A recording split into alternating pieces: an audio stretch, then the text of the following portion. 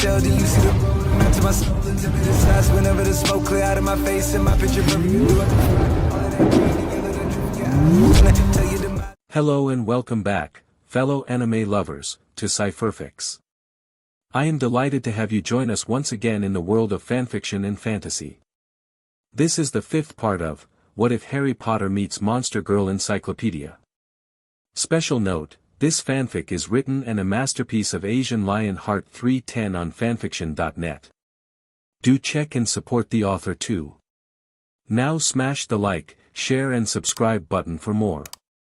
Also press the bell icon so that you never miss such great parts. Thanks for the introduction. Now let's dive into the world. Harry and his wives were relaxing on the beach, having decided to have used this bright sunny day to relax and enjoy the peaceful atmosphere of the coast. Reina, Paralis and Iris were sunbathing while Hella and Gabrielle were playing badminton, a game Harry had introduced them to years ago and they greatly enjoyed. Cyrilla, was watching the area, in case a danger might come to them. What about Lilith? She was swimming in the water wearing nothing but a cecy black swimsuit that covered only her melons and nether regions.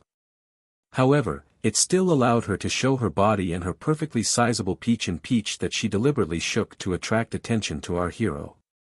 Speaking of Harry, he was himself swimming in the water and couldn't help but sometimes glancing at the succubus as she wriggled her peach at him teasingly. Of all the girls, Lilith had the biggest peach and for Harry, it was a sight to behold. He was no pervert but he was still a man who appreciated the sight of a feminine body. Shaking his head, our hero then turned his emerald green eyes away from the succubus who upon seeing that he wasn't looking at her anymore, pouted childishly in frustration to look at his surroundings. The farther you go from the shore, the deeper the water is. But he didn't care anymore as his fear of water had been cured a long time ago by his mother and some other people. Back to present, as Harry dived underwater, he found himself freezing at the sight in front of him. It was a beauty you could only find in the wild. All around him were colorful corals and Harry couldn't help but staring at it with fascination. It was hard to believe that the rock structures all around him were made up of colonies of hundreds, if not thousands, of small creatures, but the result was astonishing because it looked like an aquatic forest. But unlike a normal forest, everything here was full of color, be it yellow, red, green even if say colors were a bit tinted with a green-blue light seeing that the sun struggled to force its way through the water. But despite this, the corals shined like hundreds of jewels under the sunlight which amazed our hero greatly. Then he blinked when a yellow form passed in front of him and smiled when he saw fish surrounding him. Like the corals, the fish had different size and color, some were no bigger than his nails while others looked big enough to eat one of his hands. On some corals, he could see some crabs every now and then and not too far from him, there was an anemone where he saw clownfish swimming around it. He even spotted an eel hiding in a crevasse. But then, Harry had to stop looking at the coral as something unexpected happened. A swarm of silvery fish passed through him and he found himself laughing internally at the feeling of their scales brushing against his skin. He stared at them for a moment before swimming away, looking at the appealing scenery around him. However, what he didn't know, was that someone was looking at him, hidden in the shadows. It was a Momono but unlike the ones living on land, this one was completely different. The upper body was that of an appealing woman with fair-skinned silver hair, and sea-blue eyes. She was wearing what looked like a bikini made of shells and her entire lower half was similar to a fish's with silver scales. She was a mermaid, a creature of legend at least on Earth. Mermaids were really popular with the young ones, especially little girls. Back to topic, the mermaid was swimming peacefully when she heard splashes in the distance. Curious, she went to investigate and was surprised to find some people on the beach. It had been a long time since someone dared to come here and she was curious of why those people were present. After a quick look, she saw that there were 8 people here and 7 of them were Momonos like her. The last one, however, surprised her. Why? Because the last intruder was a human. A male human with a nice physical, long dark hair and gorgeous emerald green eyes. Not many humans dared to come near the coast maybe because a good portion of them got kidnapped by land-living Momonos. And seeing how affectionate he was with the Momonos with him, it was easy for her to guess that he must be their husband. Anyway, the mermaid watched in silence as the young man dove underwater alongside a succubus. Still curious about them, she herself went underwater to follow him while trying her best to stay hidden. She watched as the succubus wiggling her peach to surely tease the man and couldn't help but being a bit jealous to not have a peach as big as the other Momonos. Thankfully, her jealousy was cut short as her eyes landed back on the human who was now busy looked at the coral reef around him. From the look in his appealing eyes, she could clearly tell that he was amazed by the aquatic garden. A part of her couldn't help but feeling proud about it. However, as she regained her composure, the mermaid blinked once she realized that the man had disappeared from her sight. Looking around for him, she started to swim again only to froze when a head appeared a few feet away from her. Back to Harry, he was unaware that he was being stalked as his eyes were scanning the area, enjoying the sight of the fish swimming in a world of corals, sand and algae. Everything around him caught his interest but, as he turned around a large wall of corals, he had to stop when he came face to face with a mermaid. The two of them looked at one another for a moment before Harry slowly waved at her in a friendly manner. The mermaid looked nervous for a moment but then slowly returned the gesture. Internally glad that she wasn't unfriendly, our hero then used a finger to point her the surface. The mermaid frowned as she didn't seem to understand what he meant at least at first. A few seconds later, a look of understanding flashed through her eyes and she nodded at him before the two of them swam toward the surface. Harry gasped loudly as his head burst out of the water, and the mermaid joined him a second or two after him. For a few seconds, only silence could be heard between them until Harry turned his head to look at her. "Hello, I'm Harry and you are?" "My name's Daria, pleasure to meet you," the mermaid said back in a friendly manner as a smile adorned her face. "Well, Daria, it is possible for me and my wives to have a talk with you," Harry began to say calmly to the mermaid before him. "What about?" Daria asked him back with a curious look on her face. "Well, you see, we recently built our home nearby." He pointed at the manor standing in the distance at those words, "and we were thinking of building a village, but we have been told that your people lived in the ocean and you want to have our approval before doing anything more," Daria finished for him with understanding. "Yes, pretty much, we don't want to cause any trouble," Harry retorted calmly with a sigh. The mermaid nodded in acceptance to those words, touched that those people cared enough for her people to at least ask them for permission before building their village. "I hope you don't mind us having already built something," the young man inquired her with a sheepish smile on his face. "No way. In fact, we would be more than happy to have neighbors, but for some reason no one ever came here, at least until now," Daria answered with a deep sigh. "I'm sorry to hear that," Harry replied with sympathy. "It's all right, we grow accustomed of it," the mermaid answered with a shrug as if it was no big deal. A short silence followed until they heard a call in the air, "Harry." Turning their heads, they both saw the girls looked toward them and looked at one another. "Look like it is time for me to go," Harry said with a sigh. Daria nodded her head in understanding. "I should go as well, it was nice meeting you," the mermaid said to our hero in a friendly manner before turning around to leave. But before she could, he stopped her. "Wait." Daria turned her head to face him, looking at him with surprise. "Thank you for allowing us to stay around," Harry told her with a gentle smile, which was quickly returned. "It's nothing, but you will have to talk to the queen before you and your wives could start building your village," Daria told him with a serious expression. "It is possible for us to meet her?" "Of course. I will talk to her and see if it is possible to organize a meeting. It would be really appreciate, Daria, thank you again." The mermaid nodded at him with a smile and the two shared one last wave before she disappeared underwater, heading elsewhere. Harry watched her go for a moment before turning around to head toward the beach where his wives were waiting. "Harry? Who was she?" Lilith asked him curiously once the young man reached them. "Don't tell me you are planning of adding another girl in your HRM?" Cyrilla hissed in annoyance as she narrowed her eyes at him. Harry stared at her blankly for a moment before answering, "Her name is Daria. I told her about our situation and she went to talk with the queen in possibility of meeting her." Many girls looked at each other with hesitation before looking back at him. Why? Hela asked him with a frown, but before he could answer, someone stepped in. Because we can't build our village without their approval. The sea folks hate loud noises and they surely won't appreciate in having noisy neighbors. Reyna explained calmly to the hellhound, who nodded in understanding in the end. So what do we do now? Paralis asked her husband with a raised brow. Now we have to wait and see if the queen will accept to see us. 3 days had passed since Harry met Daria, the nice mermaid, during his relaxation time with his wives, and they were all waiting for her, the queen, to come meet them. The mermaid had returned the following day to tell them that the queen had been happy to hear that they got neighbors and had accepted to meet them. In 3 days. While happy, our little group was also nervous as they were about to meet the Queen of the Sea. After all, none of them had ever faced royalty before. Reyna's mom didn't really count in their opinions. However, instead of just sitting there and do nothing, Harry and his girls decided to kill the time by doing several activities depending on the person and their tendencies. Reyna and Iris would read the many shelves of books in the manor's library. The echidna hadn't read the ones belonging to her husband yet and was very curious about them.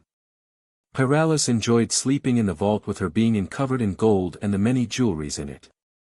Gabrielle and Cyrilla sparred in the manor's training room. It was their favorite pastime after SEC, of course. Most of the time, it's Camille who wins, but sometimes it's the Griffin who wins over the Chimera, even if it was really rare. Lilith, when she wasn't with the Ryu and the echidna, was sometimes seen just taking a stroll in the forest. She would usually go there to collect medical plants, collect flowers, or simply just for pleasure. Hela, for her part, never liked to stay in one spot and simply enjoyed running around. What she liked the most was chasing small creatures such as squirrels or even rabbits. It was just for pleasure and she loved the thrill of the hunt. What about Harry? Currently, he was sitting by the river, fishing rod in hand and a small smile on his face as well as an expression of relaxation and calm. Seeing that the sky was clear and the atmosphere peaceful, our hero decided to kill the time by catching some fish. He chose the estuary, the spot where the river meets the sea. It was the closest anyway and he wasn't sure about going upstream in case of meeting unfriendly people. Problem with his spot was that the water was pretty deep and he couldn't see the bottom of it. But he didn't care as long he get to catch something. Anyway, as he sat on the shore, next to him stood a large bucket filled with water which he planned to use to put his catch in. So far, with the help of a piece of bread, he had some pretty good catches, 3 bluefish, an eel, a rather big perch. So far, so good, at least for him. For the fish, I'm not so sure. However, while Harry enjoyed fishing, it wasn't the only reason of his presence here. The young man enjoyed the peace and relative silence of the area. To him, the chirping of birds, the sound of rushing water and all other sounds of nature were music to his ears. Harry thanked every existing deity for creating such a peaceful atmosphere. He felt more relaxed than ever and thanked Lady Magic once again for bringing him to this world because he knew he would never have experienced this in his home world. As he closed his eyes with a peaceful sigh, he thought that nothing could possibly break this enjoyable moment. He should have known better than to think like this. Why? Because a few seconds later, something did broke his peace. Well, rather someone. Why, oh, a feminine cry echoed behind him which caused him to jump in surprise at the unexpected voice. Turning around, Harry found himself looking at a grinning Hela who was looking at him with amusement clear on her face. She must have enjoyed seeing him jumping in fear at her sudden appearance. Grumbled something under his beard, he shot her an annoyed look as a tick mark could be seen on his forehead. Did you have to do that? He hissed at her with annoyance. No, but I love scaring you. It is one of my favorite hobbies. The hellhound retorted with a wolfish smirk, her favorite signature. Harry stared at her blankly for a moment before slapping his head with a hand, much to the amusement of Hela who giggled at the look on his face. Then, she approached the large bucket at her side before looking at its contents. Nice catch, she complimented him when she saw the creatures currently swimming in the bucket. Thank you. Now, can you tell me why are you here? A part to try to scare me? Harry asked her with a soft playful smile. First of all, I did scare you. And second, I was playing with Lilith earlier but then she went elsewhere and knowing that the others were unavailable, I went to look for you instead. Hella explained with a smile on her dark-colored face. I see, but as you can see, I'm also a bit busy, Harry began to say before the hellhound interrupted him. I don't care. You are mine right now, she snarled at him with pleasure as she approached him, her relatively wide peach swaying back and forth. Despite knowing that she was doing this on purpose. Harry's heart rate still picked up pace quickly as he knew what might happen next. After all, he would be lying to himself if he said that Hella wasn't attractive as his eyes couldn't look away from her voluptuous body. Then she pindetted at him. Still in trance, Harry didn't have the time to react as he found himself on his back with his dark wife standing above him. On her face, there was a look of pure lust and anticipation as she licked her lips with a grin. How lucky I am I have you all to myself, Hella cooed in ravishment as her eyes shined a bit, looking like living fires. Then Harry as he felt her rubbing her nether regions against his pages. Smirking at the sound, Hella lowered her head down to lick his cheek with her soft and warmed tongue, sending shivers of pleasure through his body. You better pull out those clothes of yours otherwise, I will just shred them with my claws, she whispered into his ears in a threatening and yet stuck manner. Not wanting this to happen, Harry quickly used his magic to make his clothes disappear, leaving him completely naked and at the mercy of the hellhound above him. With a smirk, Hella then used one of her large paws to pull out the few pieces of clothes she had on her body, leaving her completely naked. Harry's eyes landed on her nether regions and saw without surprise that it was really wet. Clearly, the hellhound was really corny. In response, her fiery eyes were locked on his manhood who, now released from his pants, was standing proudly, throbbing in anticipation. Looks like he's as excited as I am, Hella cooed teasingly as she smirked at her husband who quickly turned his head away to hide his embarrassment, even if it was futile as she had already seen his red face. Giggling a bit, the hellhound then looked back at his hard pee-pee before licking her lips as she extended an hand toward it. A shudder of pleasure passed through our hero's body as her hand gently caressed his pee-pee. So hard, you are a really naughty boy, aren't you? Hella asked her husband with a wolfish smirk as she started to slide him. The action caused Harry to inhale sharply as a feeling of pleasure and growing lust started to spread through his body. Her smirk widened at this as her hand still caressed his pee-pee, with a finger rubbing. Lowering her head down, the hellhound started to lick and kiss his member, which sent more shivers down his body that caused our hero to in pleasure. You're still so tasty, Hella with her mouth full of his pee-pee, using her tongue to lick every part of his throbbing pee-pee. Harry couldn't retort as his mind was blank with pleasure and growing lust, all thanks to the many shivers passing through his body. But then, she pulled her mouth away from his hard pee-pee, giving him a long loving lick that sent another shiver down his body. Harry, however, couldn't help but being a bit disappointed that it was over and showed it by looking at her with some sadness. It's time for the real fun to begin, my love, Hella cooed to him with that signature smirk of hers as she extended an hand toward his pee-pee. Grabbing it in a firm but yet gentle hold, the hellhound aimed his member between her powerful thighs, right below the black tuft over the entrance of her vagina. Harry, as he looked into her fiery eyes, knew what was going to happen and shot her a raised brow. Seeing it, Hella shot him a playful wink in response before engulfing his pee-pee in her vagina completely. A of pleasure escaped both mouths, one because his member was in a tight, wet and warm tunnel while the other because of the feeling of his hard pee-pee into her nether regions. Then, without warning, the hellhound quickly to ground her peach against his while leaning over him to growl in his ear. F me harder. Hearing this and completely filled with lust and pleasure, Harry quickly reached up to play with her dark melons as she ravished him, her fiery eyes shining in joy as she bounced up and down his ass.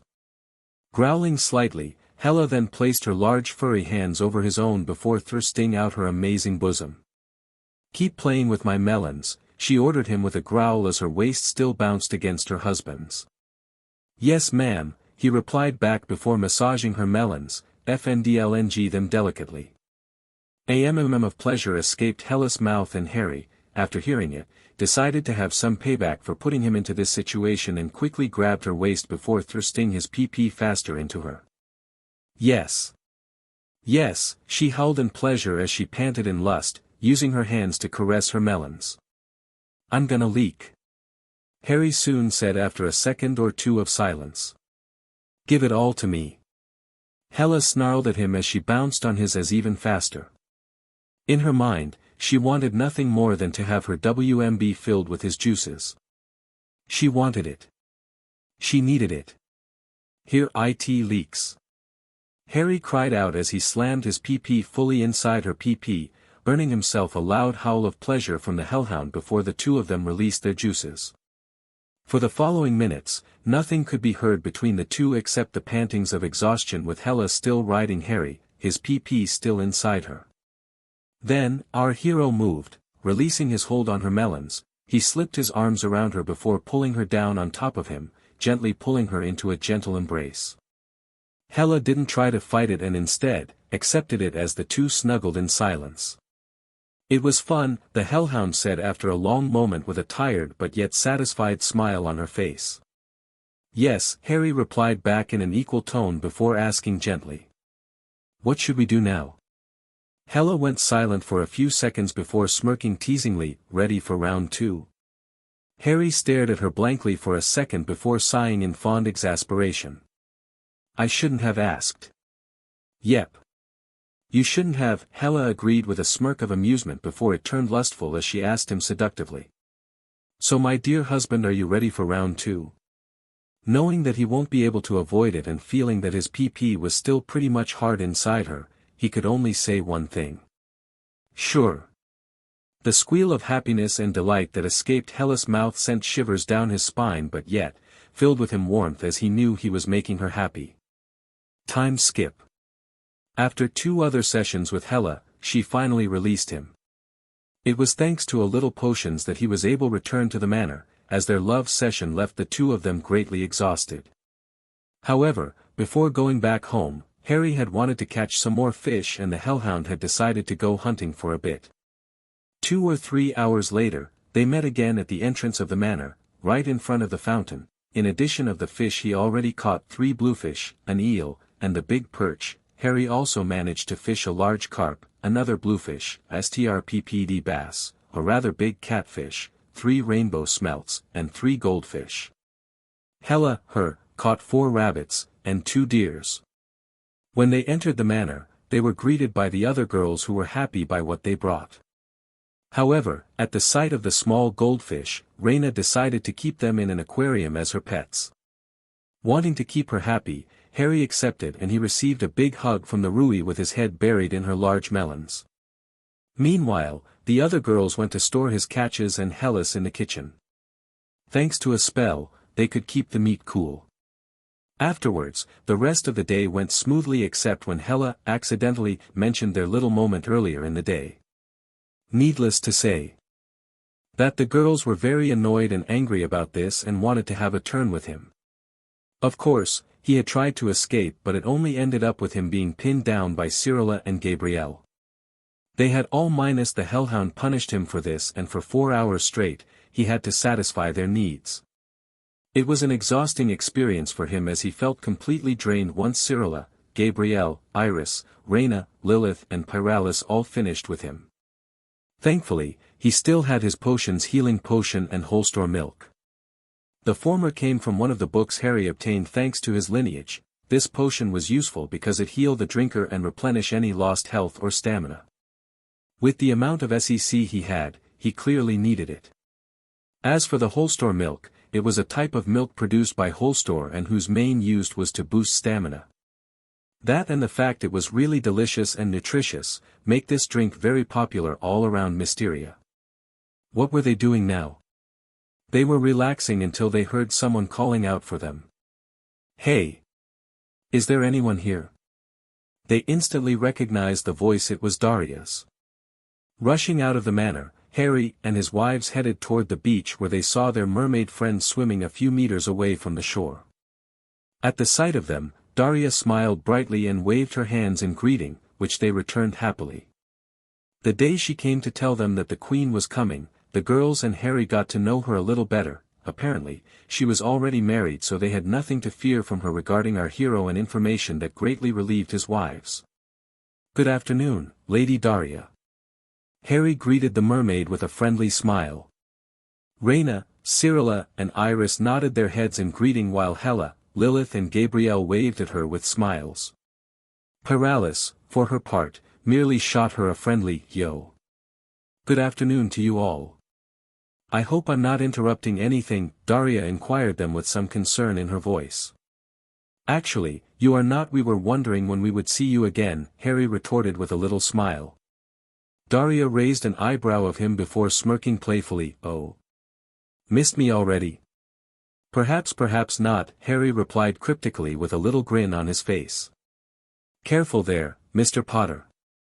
I'm not sure your wives, nor my husband would appreciate seeing you flirt with me," the mermaid cooed at our hero with mischief while glancing at the girls who were either glaring at him or watching the scene in amusement. "Flirting? Who said I was flirting? I'm merely saying that we don't see you around here often," our hero replied cheekily, which caused many of his girls to snort at those words. Daria, herself, shook her head in amusement. "Beside, even if I was flirting, your husband wouldn't blame me for it. What type of guy wouldn't try to flirt at a gorgeous woman?" Harry asked innocently. The girls minus Daria all looked at one another for a moment before looking back at him to respond at the same time. "A married one." "Touché," Harry pouted at them at those words, and every girls present couldn't retain themselves from giggling in amusement at the sight of his face. However, they all stopped when they heard a giggle in the distance along with a melodious voice. "It's been a long time since I had this much fun."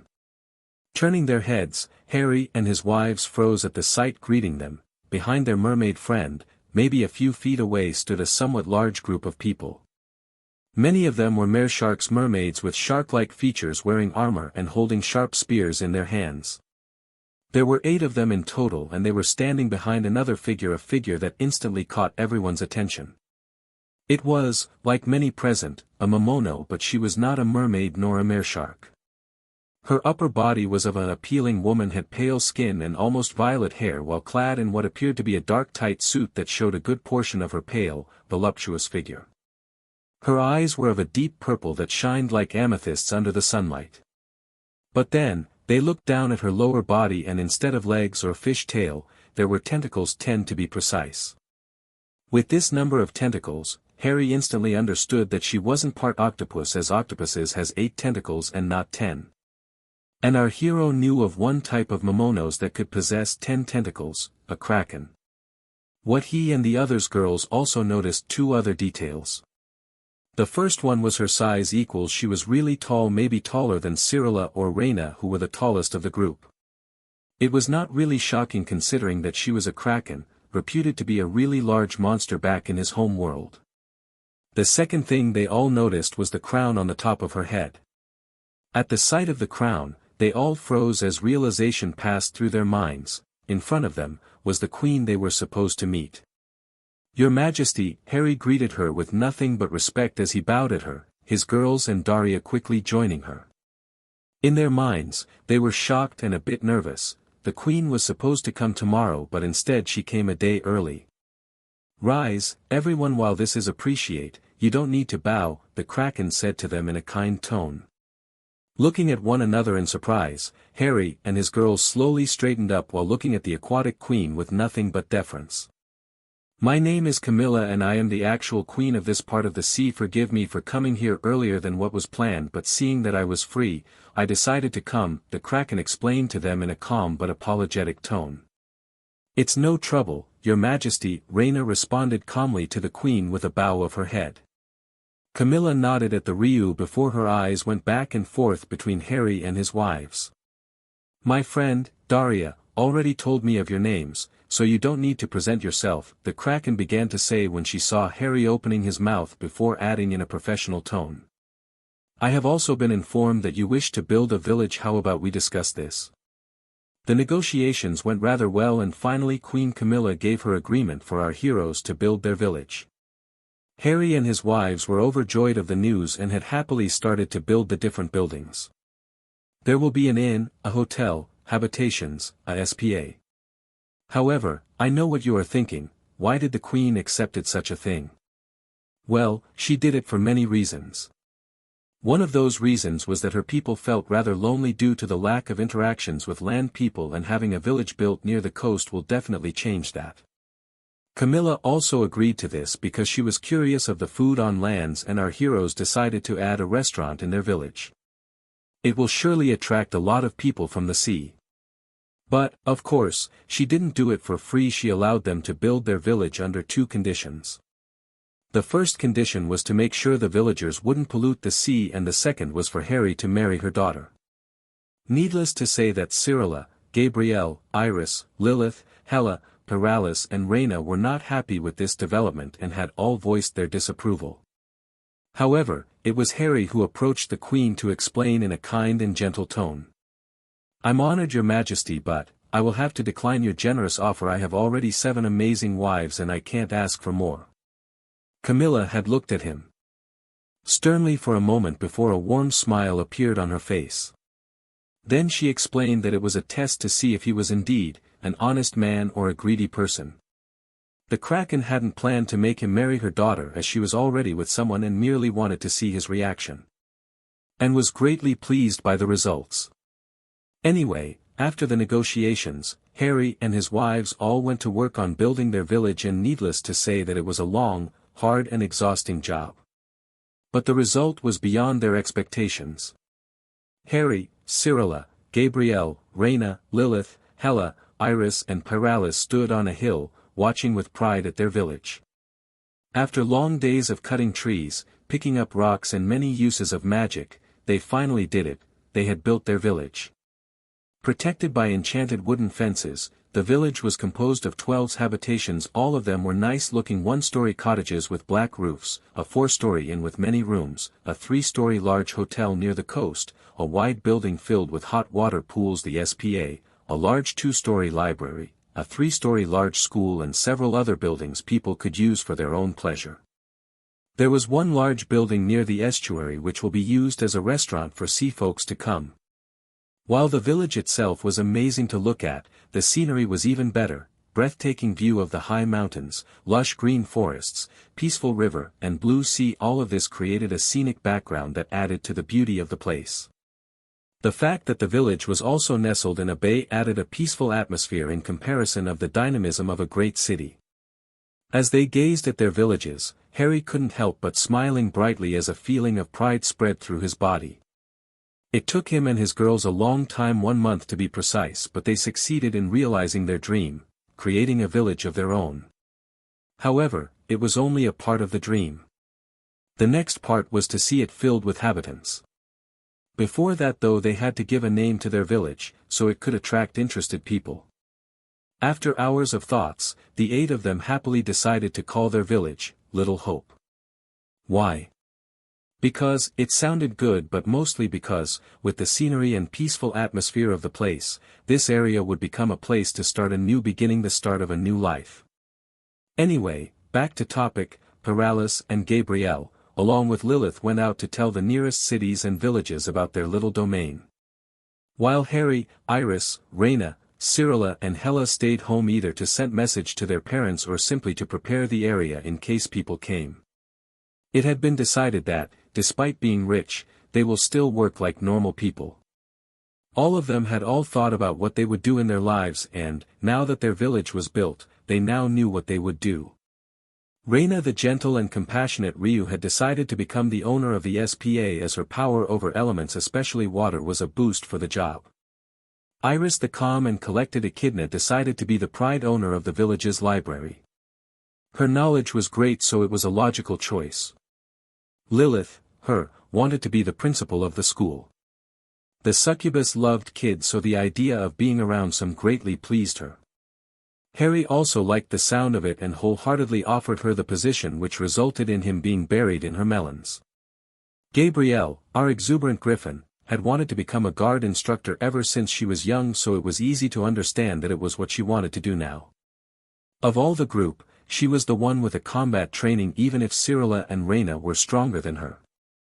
Speaking of the Chimera, she had asked her husband to be Harry's secretary and main bodyguard. Being not only smart and pretty strong, she was a perfect candidate, that and girls had all agreed. Paralis, for her part, wanted nothing more than to sleep on the large pile of gold in the manor.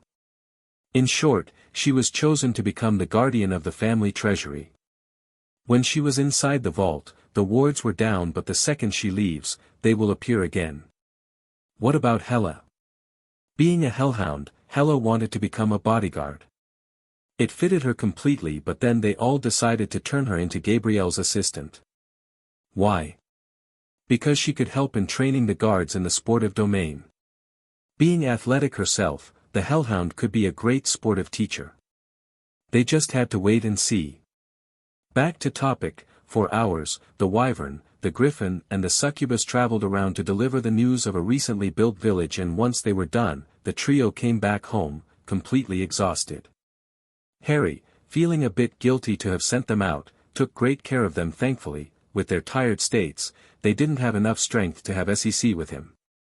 But the same couldn't be said for the others, especially Hella.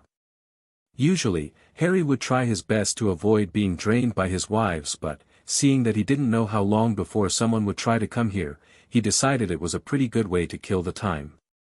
But then, almost 5 days after Paralis, Gabrielle and Lilith returned from their trip. A pleasant surprise awaited them shortly after they woke up. It was nice morning really, and Harry was making breakfast for the girls, who were all still sleeping peacefully in the king-sized bed in their room.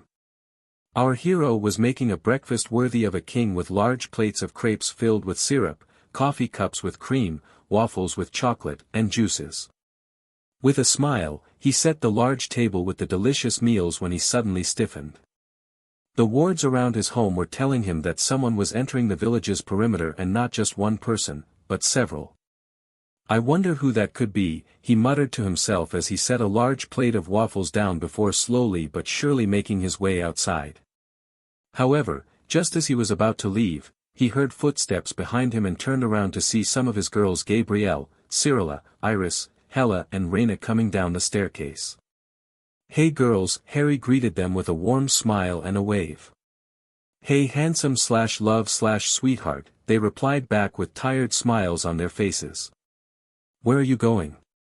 Hella asked him curiously. "I felt a disturbance with the wards. A group of people entered the area," our dark-haired hero responded in a calm tone.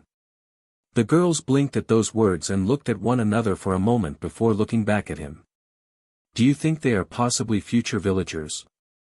Gabrielle asked him with slight hope in her voice. "Or it might be bandits." Cyrilla too snarled from her spot. "Or simply travelers," Raina replied in a calm and serene tone. "Regardless of who they are, I have to see. Hopefully, they are just people who are interested in living here," Harry said with a sigh. "I would love to come with you, but I'm hungry at the moment," Hella said in an apologetic tone, and her stomach growled loudly, as if agreeing with her statement. "And I need my coffee," Iris grumbled tiredly as she slithered toward the dining room where Harry had set breakfast. "I will join you in a moment, but first, is there any orange juice?" Raina asked her husband, who nodded at her with a smile. Smiling back, the Ryu then slithered after the echidna, soon followed by Hella and Gabrielle, leaving only the chimera behind. "What about you? Don't you want to have breakfast?" Harry asked her gently when he saw she wasn't moving a single muscle. "I will come with you. I'm your bodyguard, remember?" Cyrilla one answered with a powerful and yet calm voice. Our hero smiled tenderly at the chimera before nodding his head in acceptance. "All right then, let's go." With a nod of agreement, Cyrilla followed him, and the two of them made their way outside their manor toward where the disturbance came from.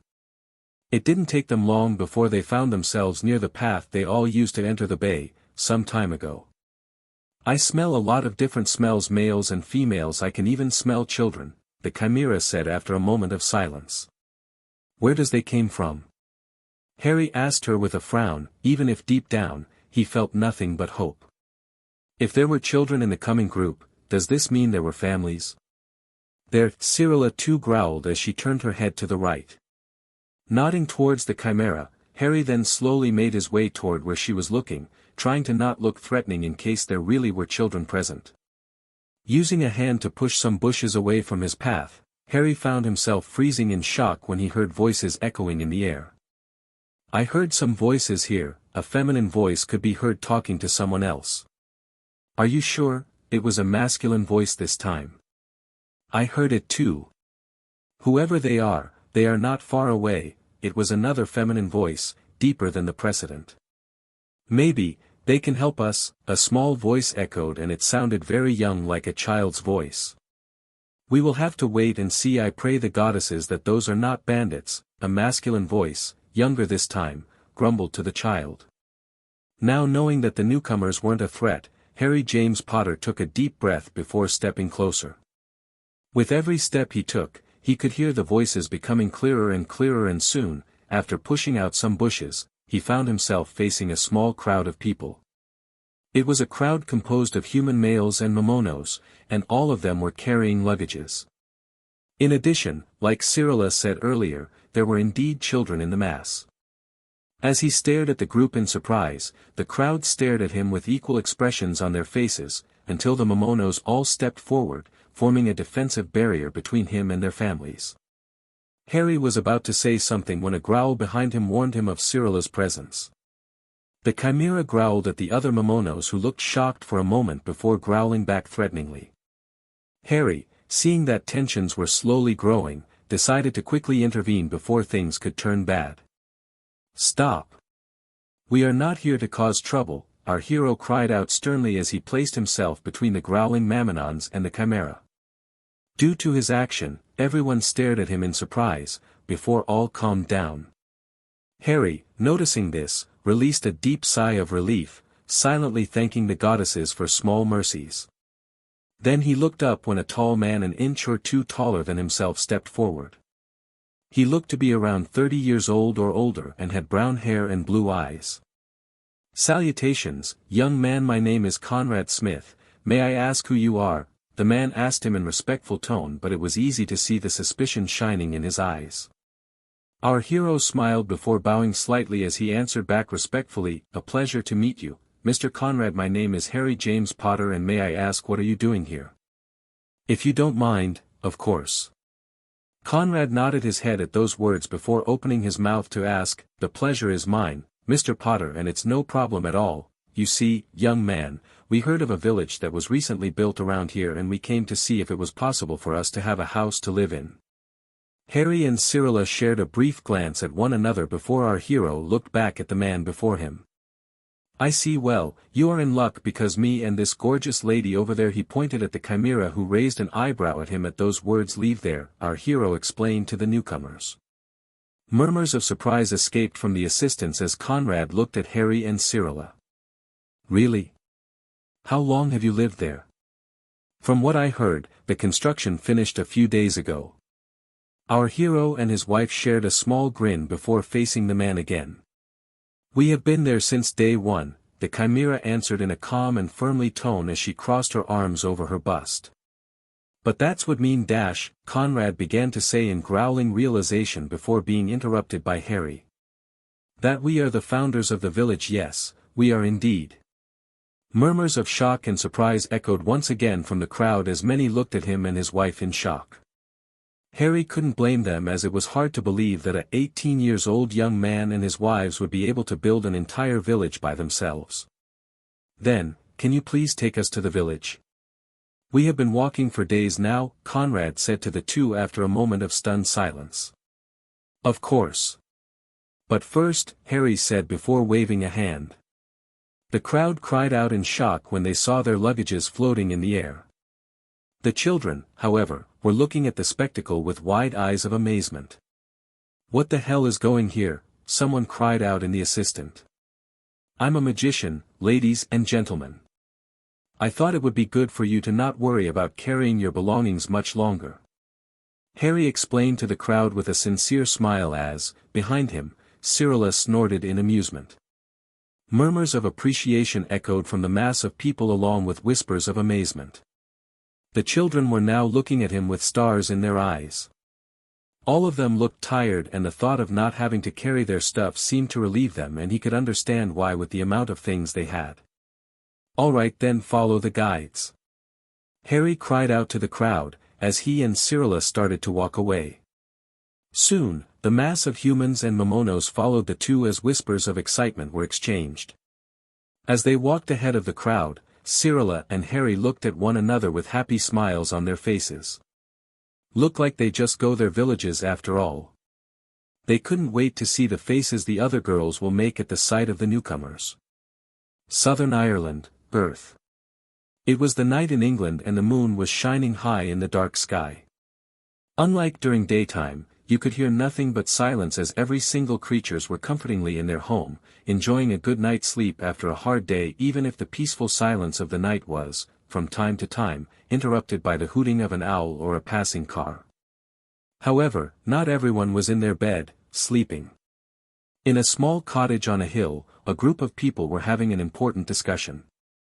Who were those people?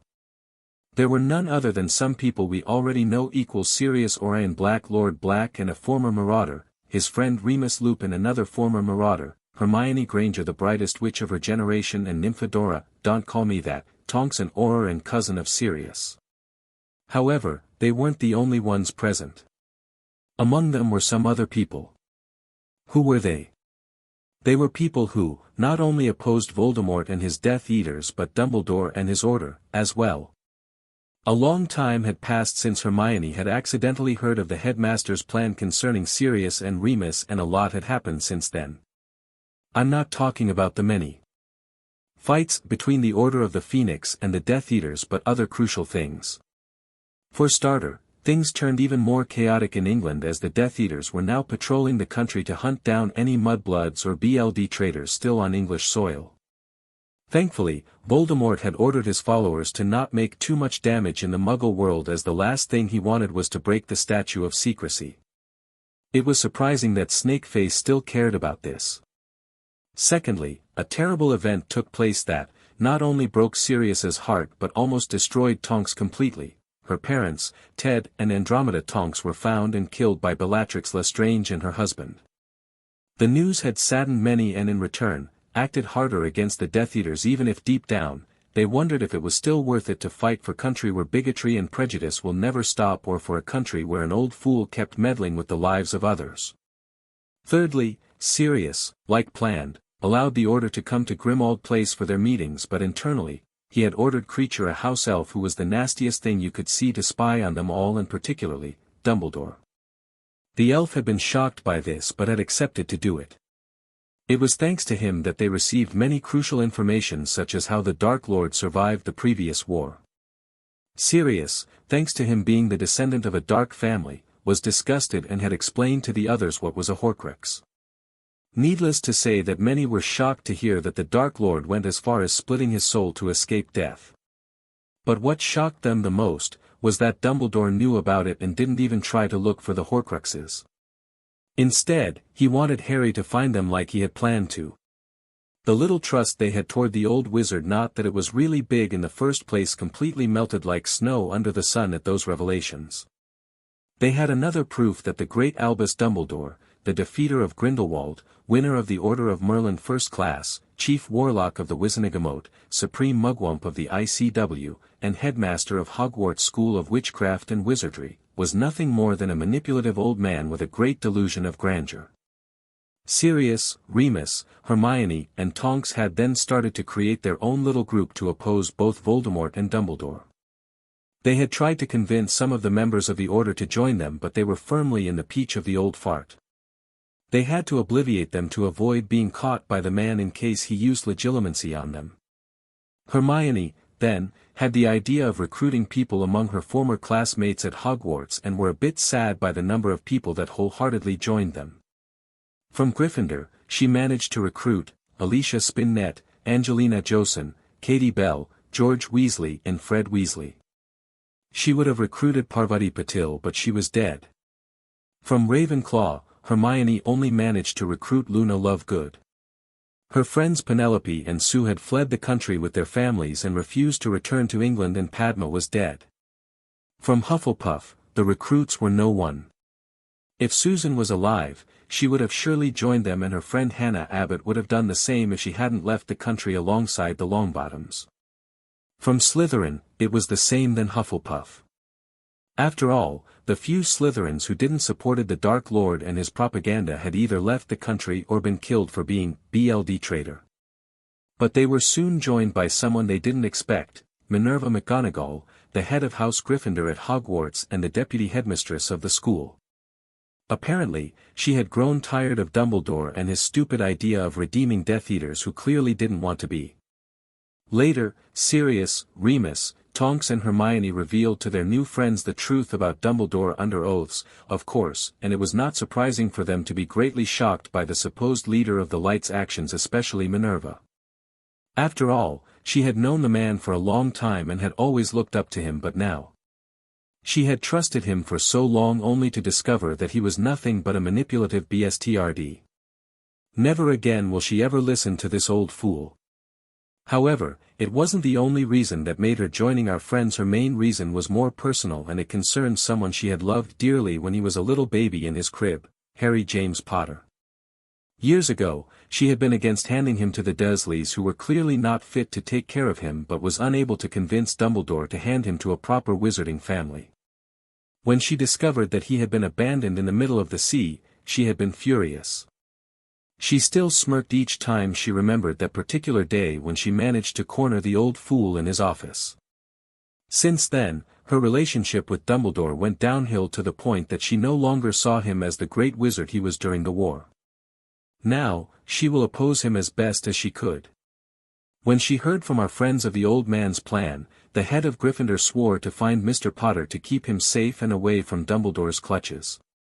She wasn't the only one, as all the people who joined Sirius, Remus, Tonks and Hermione swore to help them as best as they could. All of them fought against Voldemort and his Death Eaters to avenge people they lost, but now, they will fight someone many had seen as the leader of the Light to protect an innocent soul from his manipulations. But there was still one problem.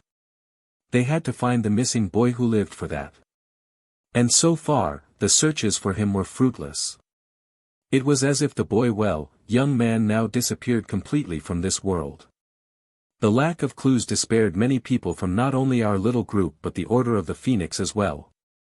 Dumbledore was still determined to find the young man, as he kept sending people all around the world to find him and bring him back to England. Recently, he had sent Sirius and Remus out of England to the United States. Hermione and Tonks volunteered to join them and the old man allowed it.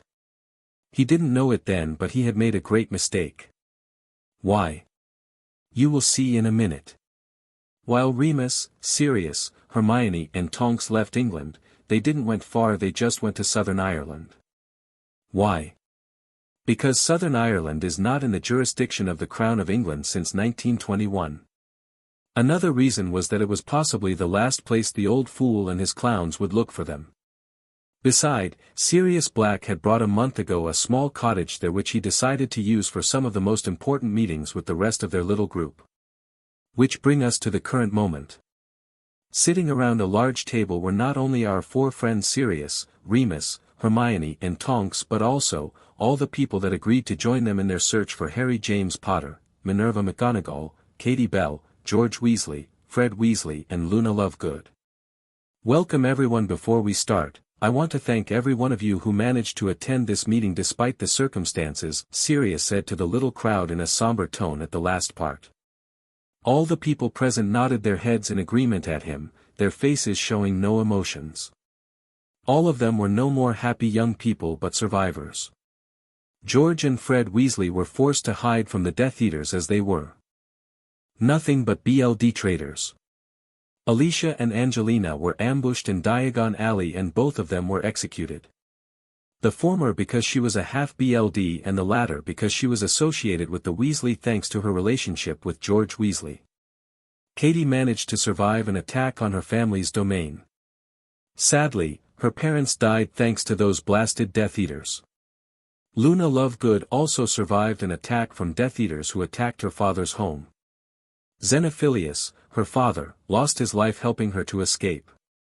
He died by the hands of Theodore Nott, a former classmate at Hogwarts. Minerva McGonagall was found dead in Diagon Alley. She had been killed by Percy Weasley, who apparently joined the Dark Lord. He had killed her to prove himself to Voldemort. When it was discovered who killed the old witch, the Weasley family was horrified. The others were researched for obvious reason, Black for being a BLD traitor, Remus for being a werewolf, Hermione because of her BLD statue and Tonks because well, she was the last member of her family. Back to present, Tonks lowered her head down with a look of sorrow on her face as she thought about her parents. Remus, filled with sympathy for the metamorphmagus, putted a hand on her shoulder and she shot him a small smile of appreciation. Many people present were looking at her with equal expression on their faces. Hermione looked at her friend with pity and sympathy, as herself had been forced to see her parents get killed barely a few days ago. Apparently, they somehow learned where her parents lived and they attacked them during the night. She had been the one to discover the bodies. Even now, she still had nightmares about it, their mangled and mutilated bodies laying on the ground of the living room kept haunting her. Shaking her head to get rid of those dark thoughts, the bushy-haired young woman then turned her head to stare at Sirius before opening her mouth to ask. "Are there any news about Mr. Potter?" Unfortunately but not surprising, the older man shook his head with a deep sigh while beside him, Remus looked thoughtful. "Of course," Katie grumbled under her beard from her seat. "Are you really sure?" Fred began to say before his brother took over. "He is still alive." "I hope he is, that he is still here somewhere," Sirius responded in a broken tone. Internally, Lord Black didn't felt good and instead felt nothing but guilt. If he hadn't go after Pettigrew that night, maybe things would be different. "At least, he is not in Dumbledore's hands. We would know if he was," Tonks retorted from her seat with a sigh. Creature would have told them if the old fart had indeed found the missing boy. But thankfully, it was not the case. But for how long? Even if he is still alive, where could he be? "There is no trace of him anywhere, and from what you told us last time, the few contacts we have at the ICW can't find him either," Hermione said from her place in a serious tone along with a hint of despair. What if he was not in our world anymore?" Luna Lovegood inquired from her seat in her dreamy voice. "What are you saying, Luna?" Katie asked her with a curious raised brow. "Are you saying that Harry Potter is possibly dead?" George and Fred asked the blonde Ravenclaw with looks of defeat. "No, not dead, but in another world entirely," Luna answered calmly while playing with a lock of hair. "That's nonsense. Other worlds don't exist," Hermione hissed with a shrug of indifference. "I wouldn't be too sure about that. The existence of other worlds has been theorized for a long time by both wizard kind and the Muggles. In fact, the great sorcerer, Merlin, spoke of Avalon as such." Remus explained in a calm tone that he had used some years ago when he was a teacher at Hogwarts. "Now that I think about it, it would explain the lack of trace of Harry and why no one was able to find him," he added while rubbing his chin. "If this is true, we must begin researching at once. Maybe the Black Library had something about a way to enter other worlds. If not, then maybe Hogwarts Library or even the goblins would help us." Sirius asked the group with determination in his eyes. "I'm sorry to say, but I'm pretty sure there's nothing about it in Hogwarts. Many books had been destroyed by Dumbledore when he became headmaster. He saw them as too dark to be shown to students," Katie responded from her seat, while releasing a deep sigh.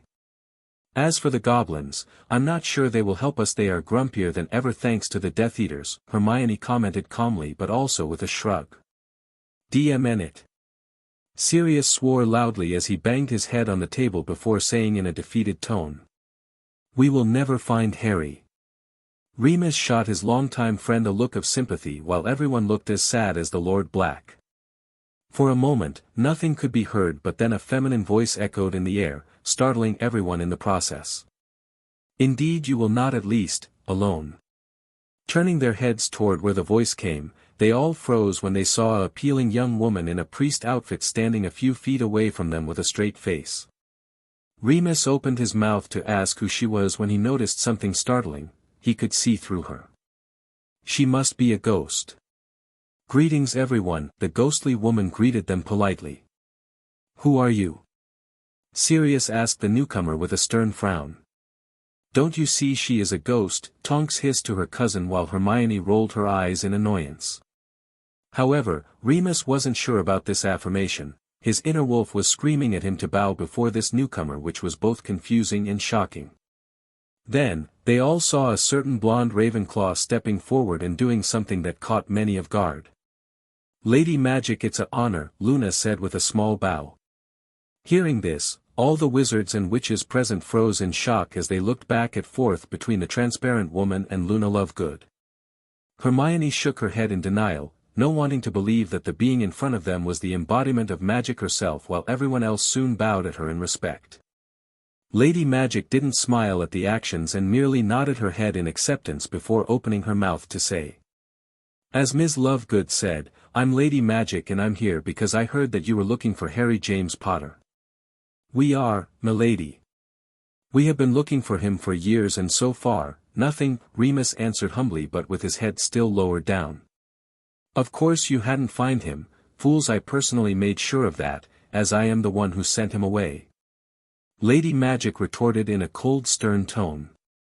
A long silence followed this declaration as everyone present stared at Lady Magic with expressions of shock, surprise, bewilderment and astonishment. No one knew what to say at the literal bombshell that was dropped on them. Thankfully, the long and stunned silence was broken a few moments later by none other than Katie Bell, who was the first one to regain her mind. "You sent Harry away?" "Why?" the former Gryffindor chaser at Hogwarts asked the embodiment of magic in a respectful but still curious tone. Thanks to her question, the rest of the group shook their heads before focusing back on the moment, curious of Lady Magic's answer. The embodiment of magic looked at them silently for a few seconds, her eyes showing nothing but sternness, as she looked them sharply at them like a hawk. Many held their breaths at the look, as they couldn't help but being a bit afraid of the entity before them. After what looked like an eternity, Lady Magic answered Katie's question in calm and collected tone. "I've been watching him for a long time, since he was born in fact, and I was disgusted by the way his life turned out after the honorable but sad deaths of his parents." Then, her voice turns colder and it caused everyone present to instantly be on edge. Her expression showed nothing but pure anger and they could feel the air turn colder and colder around them and soon, it made them feel like they were in the northern countries during the winter. "I had to watch that old coot Dumbledore putting the poor child in a home where he knew he would not be welcomed, despite them being of BLD relation. As if it wasn't enough, I had to watch him adding dangerous wards around the place so the boy would be abused by his relatives just so he could become the malleable child the great leader of the light wanted him to be." This declaration caused many to gasp in shock but also anger. Sirius and Remus looked ready to leave the cottage to find Dumbledore to tear him apart while Tonks and Hermione looked horrified.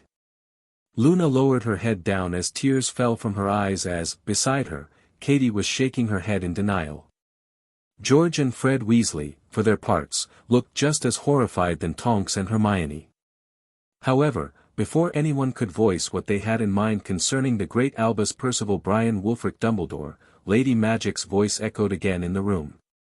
"I had to watch as a sweet and innocent being was beaten to SBMSN, denied food, forced into labors, bullied by both adults and children, and yet despite everything he was going through, this small child was the sweetest, kindest and humblest little one I have ever met." A warm smile grew on her face as her mind found itself being filled of memories of a young Harry James Potter at least before her face turned cold again. "I have lost count of how many times I had to visit him at night to heal him. I was angry at Dumbledore for putting such a sweet child through this but also angry at everyone for not caring about his misery. I wanted nothing more than to save him but I couldn't because of ancient laws. However, when his fat uncle tossed him off the ship a decade ago, it was the last straw." "So that's why you sent away to save him," Remus mumbled in realization and understanding. "Yes, I thought Harry had suffered enough and, to prevent him from suffering again at the hands of his relatives or at the hands of this vermin Dumbledore, I sent him to a place where I was 100% sure that he would be loved and cherished," Lady Magic retorted with a nod of agreement. "Are you going to bring him back?" Hermione asked the entity with curiosity. While she felt sad for what had happened to the boy who lived and disappointed by the fact his biography books were not true at all, the young witch was still the objective one of the group. No matter her feelings, she will always focus on the objective. "No," was the cold answer she received. "What? Why?" Sirius cried out in outrage and shock as he stared at the embodiment of magic with wide eyes of stupor. Because he has nothing left here on Earth, all the possessions of his parents are now with him, all the money they possessed and all these books are with him. Those words caused everyone to froze as their minds slowly processed what they were hearing. That's explained why the goblins were grumpier than ever and why they raised the prices. Tonks and Katie cried out in realization at the same time. Indeed, but back to why Harry would never return here. Why would he return to a world where he had known nothing but pain and misery? Why would he return to a world where he was treated like a vermin? Why would he return to a world where he would be used against his will by corrupt politicians, cowardly people and manipulative old man? Everyone went silent at that as they had nothing to retort against Lady Magic's words. After all, it was entirely true. If they were Harry, they would have made sure to never return to their BRTH world, especially not after what he endured for almost 6 or 7 years of his life. They couldn't blame him for no wanting to return here. Sirius then took a deep breath before looking back at the embodiment o magic with determination in his eyes as he said those words. If you cannot send my godson back to us, then maybe you can send us to him instead. This declaration caused everyone present to stare at the man with shock and disbelief as they hadn't expected him to say this. Are you serious, Padfoot? Would he really leave our world behind like that? Remus asked him with shock but still in a calm tone. Why not, Moony? I have no reason to stay here anymore. Our world is filled with bigotry and prejudice, and, even if we somehow beat Snakeface and Dumbledore, it would not change. The only thing that matters to me right now is being with my godson, something I should have done instead of going after Peter, Sirius said in a stern tone at first before it turned into regret and shame at the last part. And you, Moony? What will you do? Will you stay in a world where you are seen as a plague because of you, furry little problem? Remus stayed silent for a moment, deep in thought before looking back at his oldest friend and saying, I will come with you. I will come too. With my parents dead, I have no family left except of Sirius, Tonks said with determination and a hint of sorrow. I will come as well. My friends and family are all dead, and to be honest, I never wanted to remain in magical England, Katie said from her seat. Wait. Really? George asked her with surprise. Yes, as a half BLD, I would never have gotten a good job. I planned to leave after Hogwarts, but then the former chaser retorted to her former classmate with a shrug. Hermione shot her a look of sympathy while Luna nodded in understanding. Remus and Sirius shot a look toward one another before looking down in sadness. Half-bloods and Muggleborns were seen as second-class citizens at best or vermin at worst. While purebloods held the highest post in the society, the rest get the other jobs, far less lucrative and prestigious. It was for this reasons that many Muggleborns left the wizarding world after finishing their magical education. We will come too. George and Fred cried out at the same time with excitement. It would be good to be as far away from our family as possible, with them being loyal to dear old headmaster and all that, Fred began to say before his twin took over. And beside, you could maybe open a shop in this new world. It would be awesome, they cried out at the same time, which caused everyone to be either amused or annoyed with their antics. It does soon interesting. Maybe I could finally found a crumplehorn Snorkack. Luna cried out the last part with childish excitement. Here we go again, Fred, George, Hermione and Katie all grumbled at the same time while slamming their heads on the table. At Hogwarts, Luna was known as Loony, because everyone believed and still believed that she was and still is sprouting nonsense and was creating imaginary creatures that doesn't exist. Lady Magic shot her an amused look before saying calmly, sadly, young one, it won't be the case. There are none where I'm sending you. Oh, the blonde Ravenclaw whined slightly in disappointment. In fact, there is none at all, not anymore, Lady Magic added with a sad sigh. Wait. They really existed? Hermione asked the embodiment of magic with shock at the information, while everyone gaped at the blonde Ravenclaw who looked as though Christmas had come early. Yes, a long time ago, but they died thanks to your kind. There are none left, Lady Magic answered in a cold tone that sent shivers down everyone's spine. Sirius, Katie, Remus, Fred, George and Hermione were unable to say a word while Luna looked disheartened. Her dream of seeing the fabled elusive creature literally shattered thanks to those terrible news. Seeing it, the embodiment of magic felt pity for her and added with a soft smile, "However, there are pretty interesting creatures in this new world. They might interest you greatly." "Like what?" Luna asked her with stars shining in her eyes, her depression having disappeared for the moment. A smirk grew on the entity's face as she replied in mischievous tone, "You'll see." "Funny, I think I have already seen that look somewhere," Remus commented dryly while giving a knowing look to a certain man sitting next to him. Sirius shot him a small glare in response but made no move to try to deny this statement. After all, it was true he had used this look a lot of time during his scholarship at Hogwarts when he and his friends pranked their fellow students. In fact, of their little group the Marauders, only 2 of them had showed such mischief on their faces, him and his deceased best friend, James Fleamont Potter, his brother-in-all but BLD. "So when are we going to this new world of yours?" George and Fred asked the embodiment of magic with contained excitement, still thinking of the prospect of opening their shop in a new world. They had wanted to open one in Diagon Alley after graduating Hogwarts, but their dream went in the trash after Voldemort's resurrection. So for them, it was another opportunity to realize their dream even if it meant going elsewhere than England.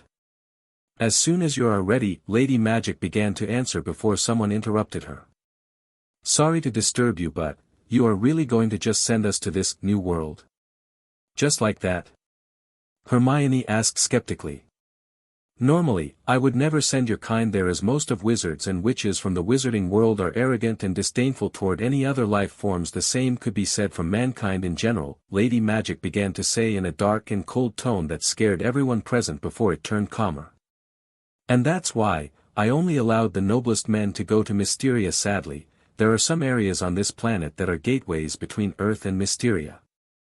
"Mysteria? You called this other world, Mysteria?" Hermione asked her with curiosity. "Nice name," Luna commented to herself with a dreamy smile. "It is better than to name the planet after dirt," Sirius grumbled from his seat while Remus nodded in agreement. Lady Magic shot a brief glare toward Hermione, who quickly apologized for her rudeness before resuming. "One of those gateways is what you call the Bermuda Triangle." "What?" They all cried out in shock at the news as they stared at the embodiment of magic with wide eyes of stupor and disbelief. No wonder no bodies were found. Because they were in another world. Hermione said loudly in realization. "And I thought the sharks were responsible," Katie grumbled in annoyance as she rubbed her forehead. "How many other gateways are there? And can someone find them?" Remus asked the embodiment of magic with slight alarm as he thought about not only Voldemort and his clowns but a certain manipulative old man as well. Thankfully for him, Lady Magic opened her mouth to answer calmly, "Don't worry, the other gateways are safe and sound. No wizards, no matter how powerful they are, will ever be able to find them." Phew, everyone breathed in relief at those words, happy to hear that their enemies wouldn't be able to go after them. "Well, then perhaps we should Tonks began to say before being interrupted by her beloved cousin. "Wait. I can't leave without moving my possessions. I don't want those BSTRD Malfoys to have their hands on them," Sirius hissed in a stern tone. Many present stiffened at those words. If the Malfoys got their hands on the black money, they would use it to help Voldemort in his campaign. "Don't worry about that, Mr. Black. Your possessions will be handed to you once you arrived at Mysteria, all in a trunk for safekeeping. The same will be said for the others," Lady Magic said to him in a comforting manner. "Thank you," everyone said gratefully with smiles on their faces. "Now I have one more thing to tell you. In this new world, female humans doesn't exist. When a human female enter Mysteria, they become monster girls," the embodiment of magic told them with a straight face, her eyes watching their reaction. "What?" Hermione, Tonks and Katie all cried out in shock while Luna looked curious. The boys, were stunned and couldn't voice their minds. "You won't be human anymore. Sure, you will still look like one, but you will have additional features such as fur, horns, wings, or scales." Silence echoed in the air as their minds processed what they were hearing. Now do you still want to leave Earth to go to Mysteria? Lady Magic asked them in a serious tone. Hermione, Tonks, Katie and Luna stared at one another in the eyes for a moment, as if they were having a telepathic conversation while the men all shared a brief glance before looking at the entity of magic with seriousness. We don't know about the girls but we will go. Fred and George said at the same time with determination. Yes, we will. I need to find Harry. Sirius added in a serious tone, pun intended. We need to find Harry, Padfoot. For James and Lily. Remus said to his longtime friend with a fierce look on his face. Lady Magic nodded at the men before turning her attention toward the female part of the group. What about you? I will come as well, Hermione answered with determination on her face. Me, too, as I said earlier, I have nothing left here, Tonks responded from her seat with an equal expression. Count me in. I would love to see what I will become. Luna squealed in delight and excitement that caused some people to chuckle in amusement. I will come too, like Nymphadora. I have nothing left here, Katie answered calmly while shooting a teasing glance toward the pink-haired Auror, former Auror. Don't call me Nymphadora. Tonks snarled at the former Gryffindor chaser with anger. Lady Magic smiled slightly as she looked at everyone present before nodding her head in acceptance. Very well, then you better hold on, the embodiment of magic warned the group before snapping her fingers. Before anyone could ask what she meant, a portal opened underneath them and they all fell with scream of shock. F. Sirius screamed as he fell. S-H-A-T-T-T-T, the Weasley twin cried out at the same time. The little group fell for a long time until they all found themselves tumbling down a hill. Grunts of pain echoed in the air as they tumbled on the ground to soon land on grasses. Is everyone all right? Remus asked his comrade as he slowly went back on his feet. Yes, Hermione, Katie, George and Fred said at the same time as they were slowly standing. I'm still alive if you want to know, Sirius answered his friend with a grunt of pain, feeling a bit dizzy. It was fun. Who's up for round 2? Luna asked the others while literally jumping on her feet with a bright smile. Groans were her answer before Hermione cried out in shock. What the hell, they heard her screaming. She was soon joined by the other girls and the boys, once they regained their senses, widened their eyes in shock, gaping at the spectacle before them. What the F? Sirius cried out in shock and disbelief after a second of stunned silence. So alright folks, that's all for today. Stay tuned for part 6. Do subscribe, like and share for more such videos. Also check out the story and author Asian Lionheart 310 on fanfiction.net. Press the bell icon to be notified first on release. See you in the next video. Till then, goodbye.